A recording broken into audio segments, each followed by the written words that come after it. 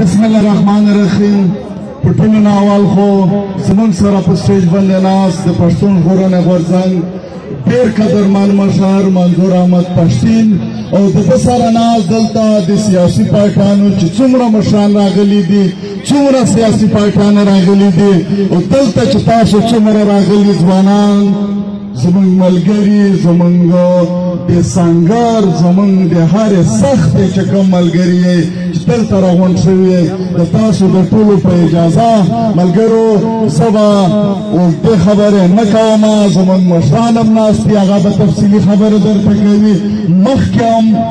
په تفصیل سره خبره وشوې او لکه څرنګه چې دلته په سټیج باندې ملګرو خبره وکړې، په کار هم دا ده چې موږ ټول یو بل ته لاس سره ورکړو، د یو بل نه نفرت ختم کړو، د یو بل سره د مینې اظهار وکړو.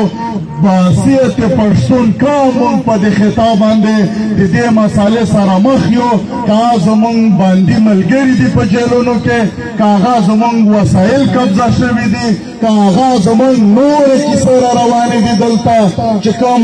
داسې تنظیمونه دي چې هغې سره ریاست پاکستان کوم مجلسونه شروع کړي دي، نو دا ټولې زموږ شریکې مسالې دي، دا ټولې زموږ شریکې خبرې دي. دا په دې خطاب په دې خاوره چې څومره پراته خلک دي د ټیکې خبرې دي، نو موږ به په ورورولۍ باندې یو بل ته لاس سره ورکوو او یو بل سره به قدم په قدم روانېږو د خپل وطن دپاره، د خپل وطن د بقا دپاره، د خپل وطن د ازادۍ دپاره، د خپل وطن د جوړولو دپاره، د خپل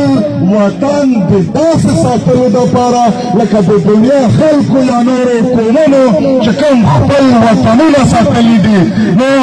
زه ډېر وخت نه اخلم، مشران ناست دي هغه به خبرې کوي، چونکې دا احتجاج دی. زموږ ډېرې اوږدې خبرې وم شوې، د تاسو ډېره مهرباني، ډېره مننه، کور ودان.